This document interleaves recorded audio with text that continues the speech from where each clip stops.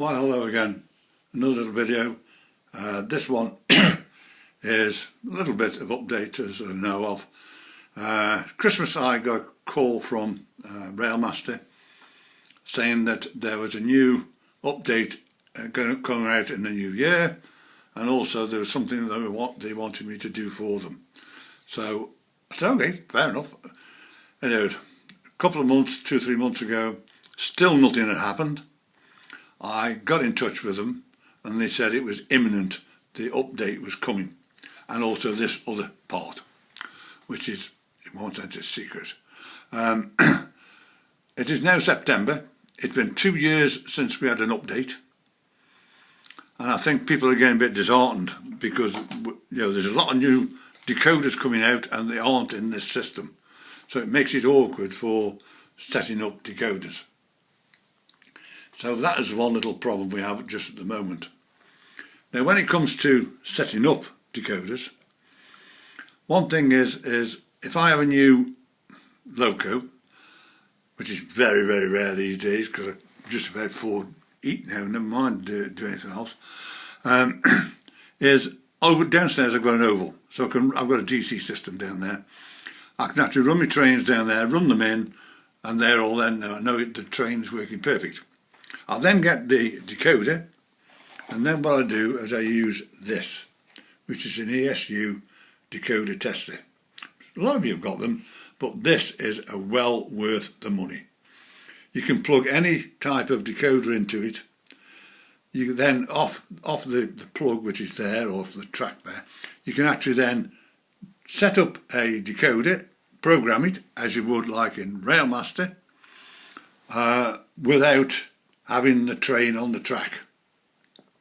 You can do that, and then all you've got to do then is you can actually test it all out. There you can test the sounds out on your decoder. There's a little motor that tells you whether it's running forward or back. So if it's going the wrong way, you can change that before you put the train on the track. Because once you put the train on the track, if it's going backwards, it's going to go flying back and hit something. So it's a lot easier to actually operate that way around. You then plug the decoder into the train and it should work perfect first time. No problem at all. So that is one little thing I use. Now, when it comes to setting my trains up, one thing is I did have a call from one bloke who was on about the 08s. He said, I've just seen a video, one of these things going around at like a 125. You can get it to do that if you take the restrictions out. If you put a Hornby coded number in, it gives you a restriction in Railmaster. But if it's not a Hornby like these here, you have to then find, what I tend to do, I find a similar type of train and then I put them in that way around. Because what happens is if you put this in and on Railmaster you put it at 50 mile an hour, this thing will mostly go around about 80 mile an hour. So you can't control it the same.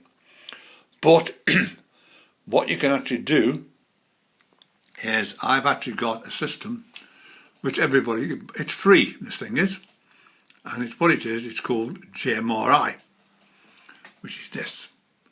And all you do is you put a train, if you've got a train you just bought and it's got a decoder and you don't know what the hell it's got in it, I can actually put it onto this, which is my GMRI track, press a button and it'll read the whole thing, tell me whose decoder it is, even which make of decoder it is, its serial number, and that's the way you actually do it.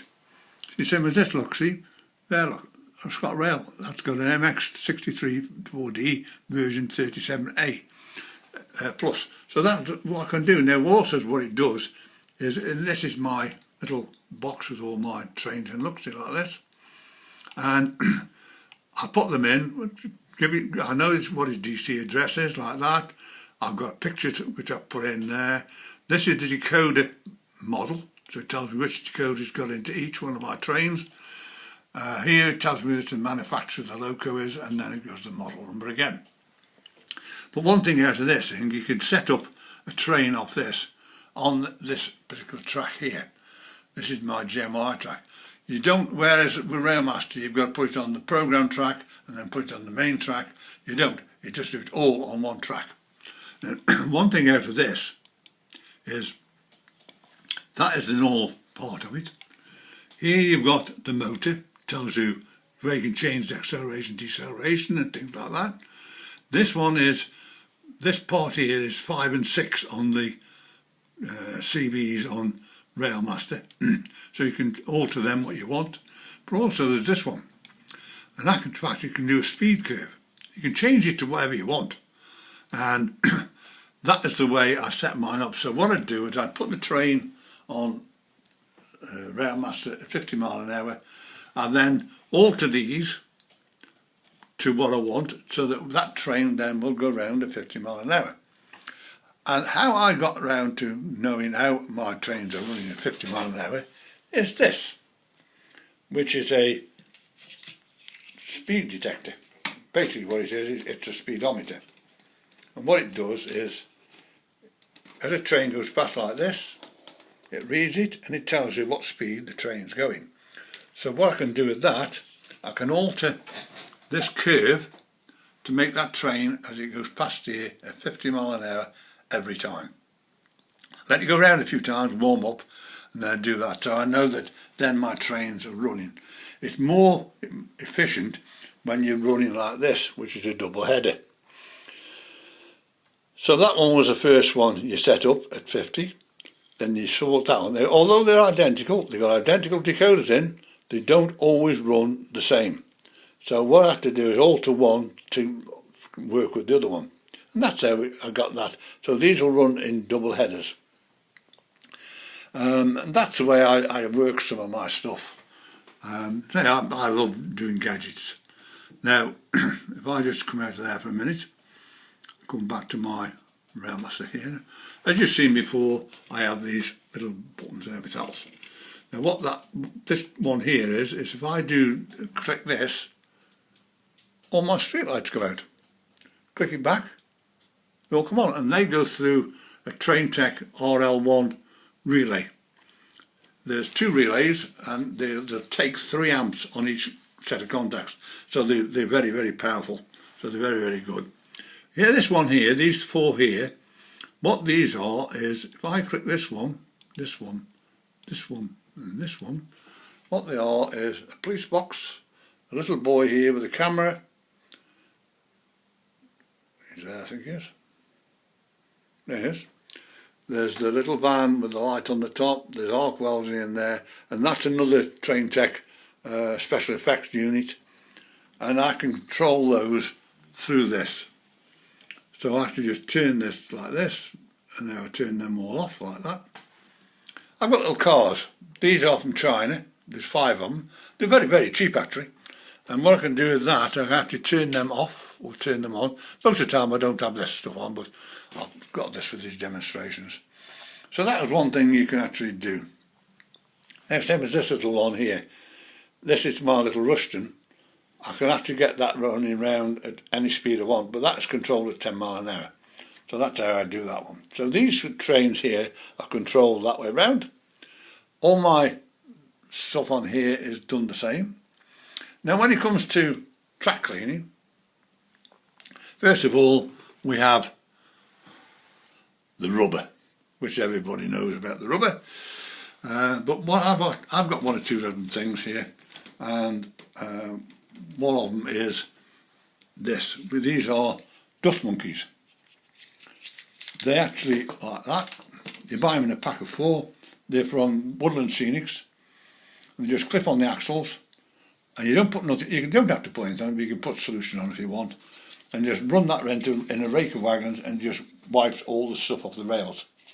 Then what you do with that is you take it, unclip it. I put some Track Magic on it. Go downstairs, put some fair liquid on it, wash it, dry it off, and then clip it back on the wagons, and they'll back on the track again. Another one which I've got, which I don't use very often, is this one, which is the track cleaner. This weighs a ton, and it's got this like a pad on there, but you need a very heavy loco to pull this round. So I don't use that one much. The one I use the most is this one, which is from 10 Commandments. You don't get the box on the top, I've fitted that, you just get this part here. But what it is, you've got these weights weighted pads there like that. As you can see, look at that. So they just clean the track off. You don't put any solution on these or else they come off, but all I do with these is usually I just rub them and put them back on again. But this is the best thing I've ever had. This really does clean the track. It's brilliant. So that's another little thing that I've got for doing that. Now, when it comes to these particular 68, they do have a problem. As most people have had these, no. If you've got the normal couplings on, NEM couplings on like this piece that drops down at the bottom, like that, what happens is, as the train is going forward like that, it bounces on this part here, because it's going through there. But if you drive the train back, it wedges in there, and it takes the train off. So I've either got these,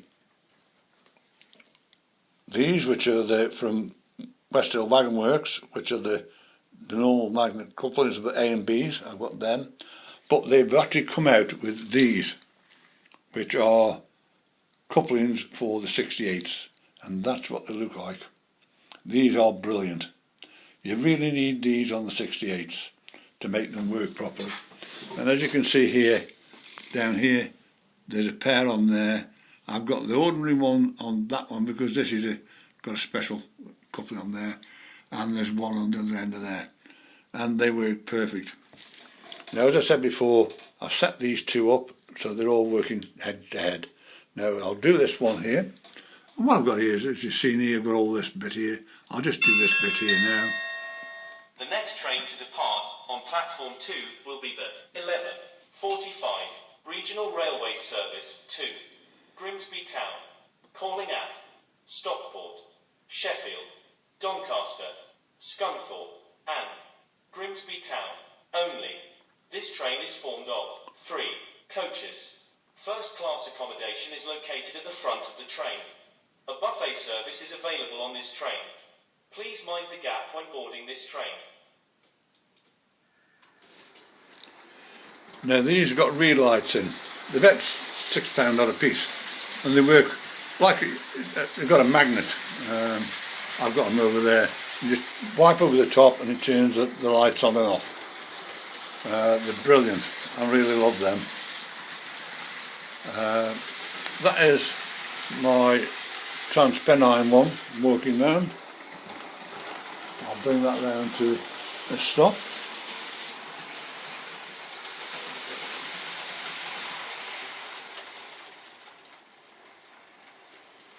I haven't done a program for this yet, so that's that one. Now what I'm going to do now is I'm going to use these two here now. As you can see, look, perfect. I'm running to head to head, no problem at all.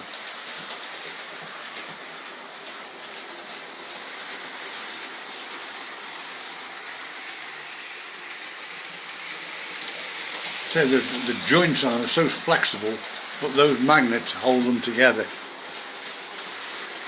So this is using double headers.